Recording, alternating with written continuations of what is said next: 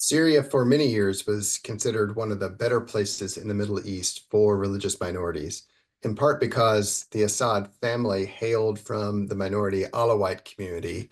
They were very keen to promote an inclusive religious society where Sunnis, Christians, Druze, and even Yazidis could all coexist in a harmonious way. However, it was a fairly shallow commitment centered on the Assad family staying in power, and as well as their cronies and larger networks. So once revolution came, we saw this really relatively positive or at least peaceful coexistence begin to fracture and crack. And I think now that Bashar al-Assad is gone, there's a huge question about what does this mean for the future for this very diverse country. It's 74% Sunni Muslim, but that's comprised of Arabs and Kurds and Circassians and others, 15% identifying with different Shia denominations like the Alawites. And then before the war, one of the largest Christian communities in the region, 2 million Christians were considered to live in Syria. That's down pretty precipitously to about 500,000, but still one of the largest in the regions. So diversity and managing that diversity, managing that bringing back a cohesive Syria that respects all the different ethnicities and cultures and faiths is going to be a huge challenge for the new governing powers and for the international community going forward. So what does the future hold for Syria as it relates to religious minorities? I think the future is very unclear. Of course, we hope and pray for a positive trajectory, but at the same time, many of the players have a history of, at least if not repression, limiting religious freedoms.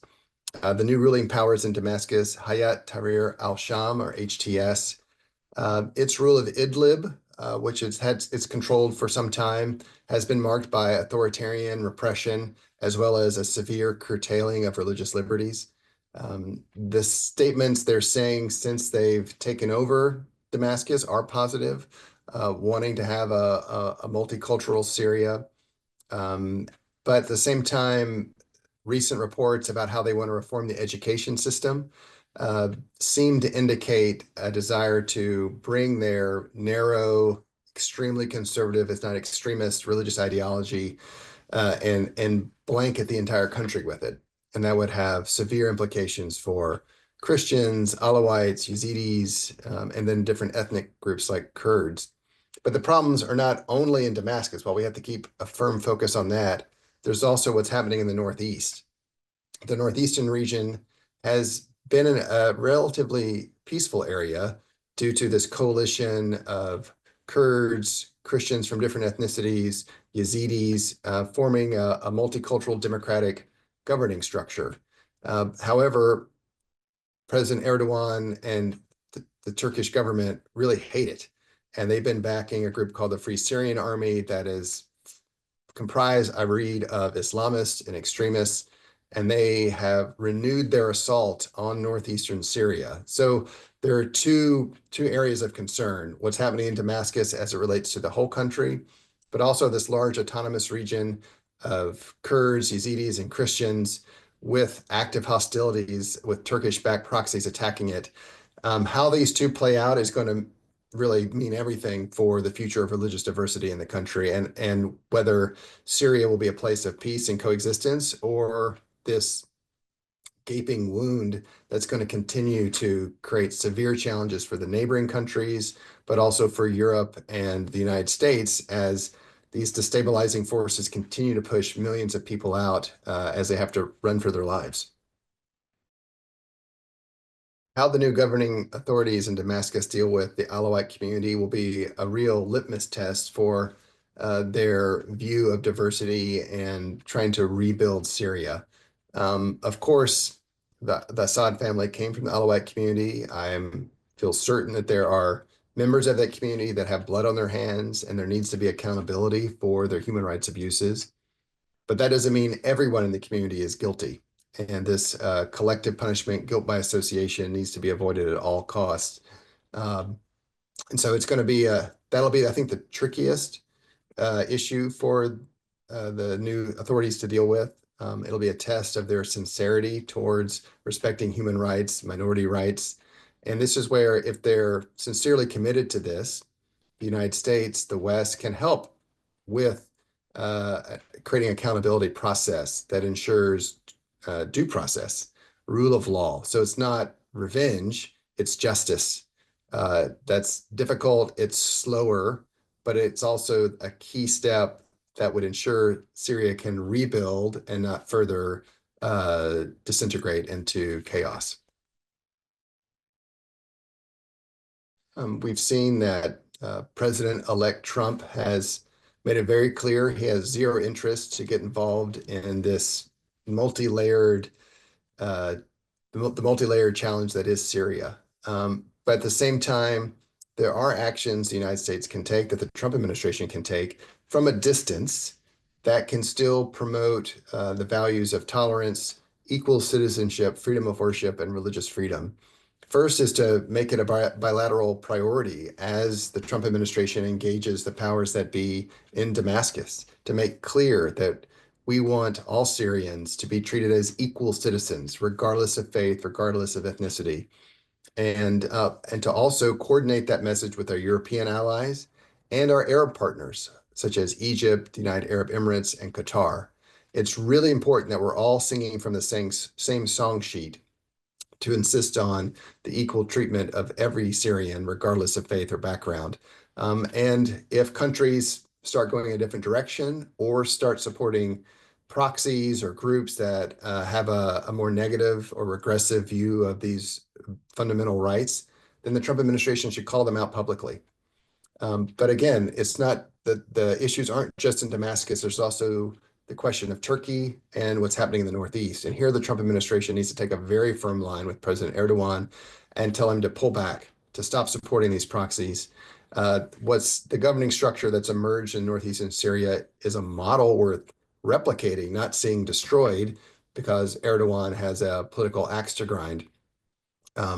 There's been calls among activists that the United States should reapply a particular sanctions package against Turkey for their backing of these proxy forces in northeastern Syria. So there are things the Trump administration can do without getting deeply involved in what could be a quagmire, but still standing for our values and standing for a peaceful Syria that respects the rights of all its citizens, which is in America's interest, because that will limit migration flows. That'll actually allow people to go home and relieve the pressures that these large refugee populations have presented. In addition, though, the United States should also be ready for a refugee migration. If HTS decides to force its ideology on the population, if Erdogan doesn't pull back and the attacks continue, then these minority groups, Christians, Alawites, Yazidis, Druze, as well as ethnic minorities like Kurds, they're going to have to run. And if we have a process ready, then that's going to make it more controlled, more stable, less destabilizing. And this is going to mean engaging the United Nations, UNHCR up front to make sure that the local offices are prepared to deal with the unique traumas of minorities. I've consistently heard criticisms from Christians in the region that the local UNHCR offices just weren't prepared to deal with their unique traumas as a religious minority, and often a religious and ethnic minority. And then you add gender issues and it gets very complicated. How do we get the UN ready to receive these numbers should we fail at pushing the powers in the region to see a Syria that's at its best? We need to be ready for if it develops into something that it's at its worst. From a general point of view, as a matter of fact, most authoritarian regimes have presented themselves as protector of minorities, religious minorities in the area. So instead of thinking of religious minorities as being protected by institutions and liberal constitutions and set of rights that will be enforceable by courts, what we have seen for decades, and much more than decades, I would say, is a system that operates with a ruler who basically runs the whole show and leverages the support of minorities. This has happened in several countries. let me just mention some. You can have the Syrian scenario, on which we will be focusing shortly, I think. But you can also see the same happening in Iraq. So, for instance, in Iraq, there was Saddam Hussein. Saddam Hussein was Sunni, and the majority is Shia. And Hussein was able to leverage support from among Sunnis and Christians against Shia. And the same applies to Syria. The support may be either opaque or transparent, but on the ground, it has a series of ramifications. So you'll basically draft co-religionaries into the military. You would allot the best places in the army and administration to those who share your faith.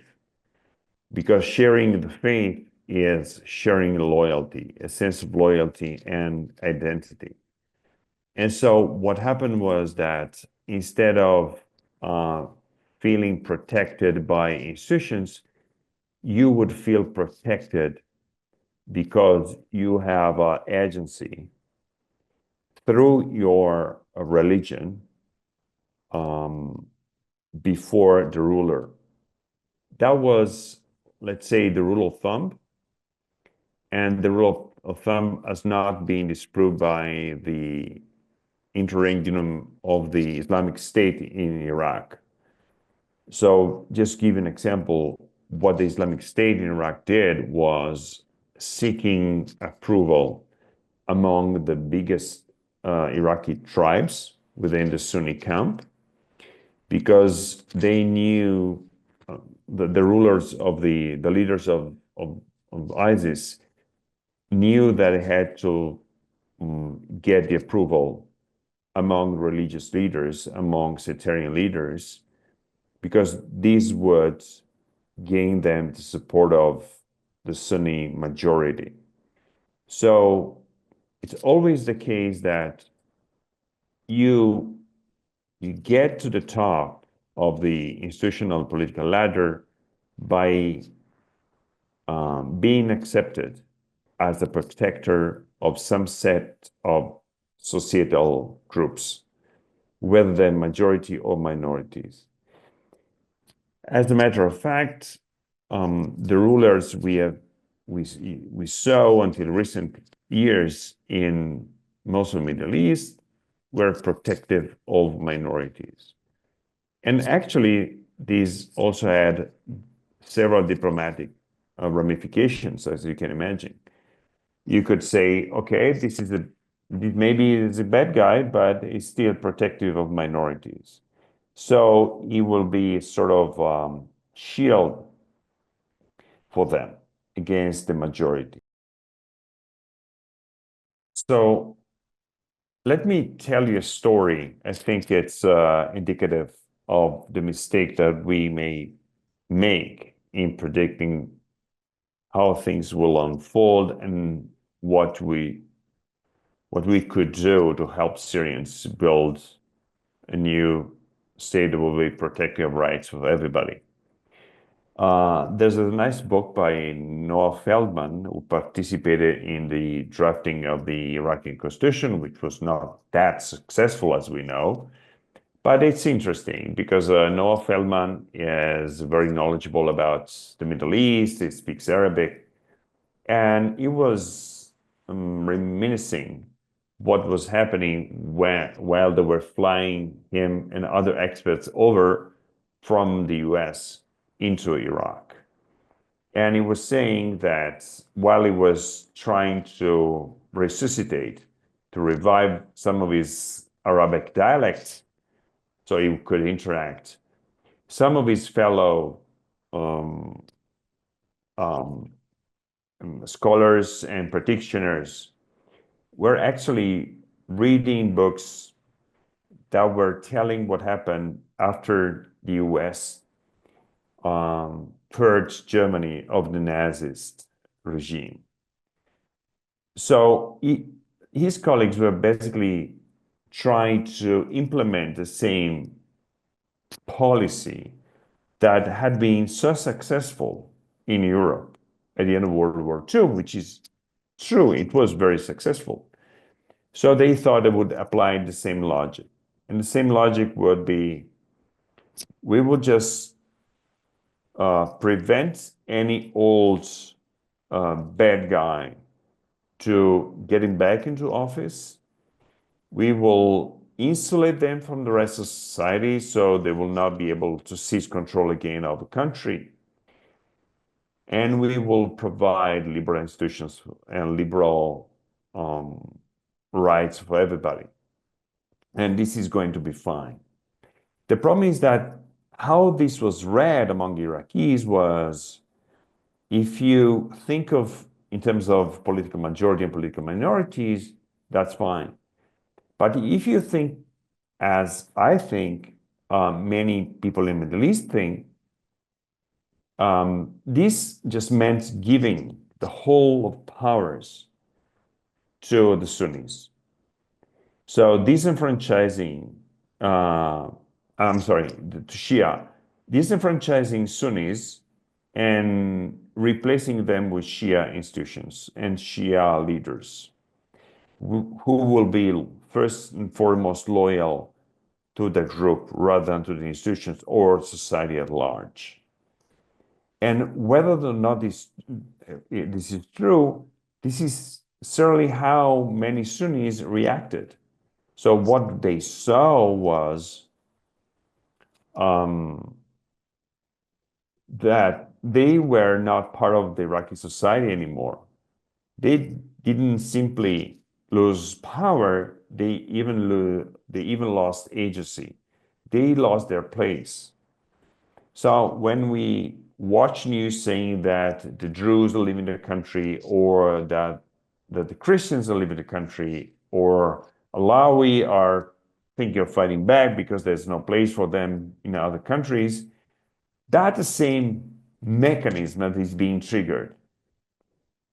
It's not that the bad guy is gone and now we can build together another society. There's somebody else who has now replaced those who left, and those who are in place now, also have leverage now, will run the country according to their own agenda. And the agenda reflects the priorities of Sunni mentality or of the Sunni leadership, whatever that is. So when we think of what's going to happen now and how we should conceive of future Syria, if we look at minorities, the way the minorities look at what happens now is that they are being insulated, their protector is gone, and those who are in charge now can replace those who used to be favorable to them with somebody who may not favorable to them.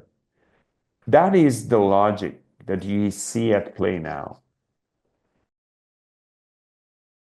It is certainly true that the Alawites are concerned. And I think they're more worried than the Druze or Christians, because they don't really have an alternative.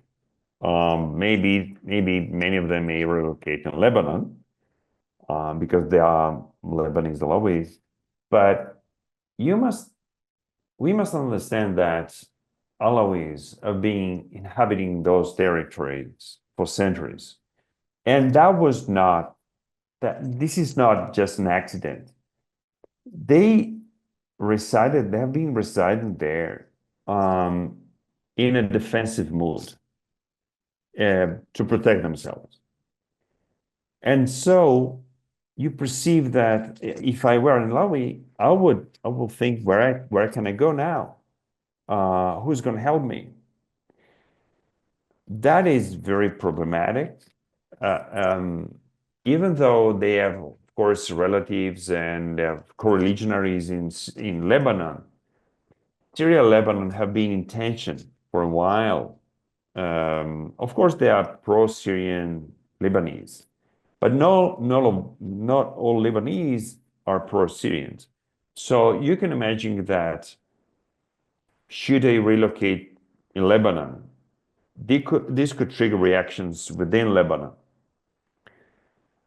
Because of course this affects the makeup of very multi-layered society. So it's difficult to imagine what's going to happen to the Alawites. You're right. It's extremely difficult for them because they're not just a minority. They are now understand they are a minority because they lost their protector, who was also a member of their group. So it's particularly difficult for them. I agree with you. And the fear of retribution, of paying the price of what happened in the recent decades is very high. The risk is very high. The problem is, of course, that in order to protect them, you can't just think of giving everybody rights. That's the whole point of it. You need to set up institutions in which they can see themselves reflected. They should feel that they are part of the institutions now. They do not just belong in Syria because they happen to be Syrians, they have a Syrian passport, but also because they have an agency. And that is one of the trickiest parts, because you need to go beyond the liberal paradigm and to some extent accept that you need to allot seats and places and powers also to religious minorities, qua minorities, including the Alawites.